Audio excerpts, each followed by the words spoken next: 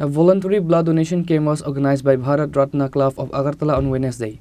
Minister Tinku Roy, TIDC Chairman Navdul Vanik, former MLA Dilip Das, and other members of Bharat Ratna Club were present.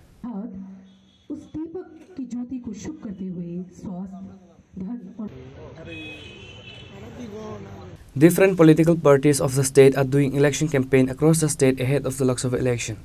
Meanwhile, a voluntary blood donation camp was organized by Bharat Ratna Club of Agartala on Wednesday. Minister Tinku Roy, TIDC Chairman Navdul Vanik, former MLA Dilip Das, and other members of Bharat Ratna Club were present.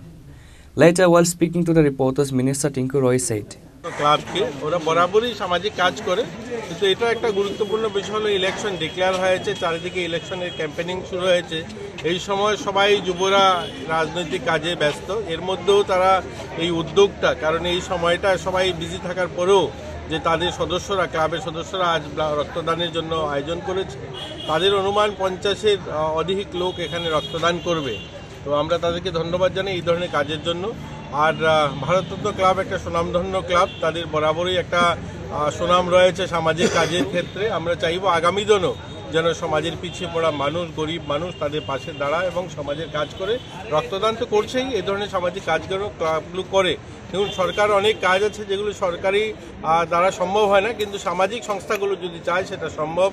আর নেশামুক্ত নিয়েও যেন তারা কাজ করে। আমরা বারবার আবেদন করছি সবার কাছে যে আমরা নেশামুক্ত ত্রিপুরা নির্মাণ তখনই সম্ভব যখন ক্লাবগুলো তাদের সবাই সদস্যরাও সেই কাজে এগিয়ে আসবে, তারাও সামিল হবে, তখন সেটা সম্ভব হবে।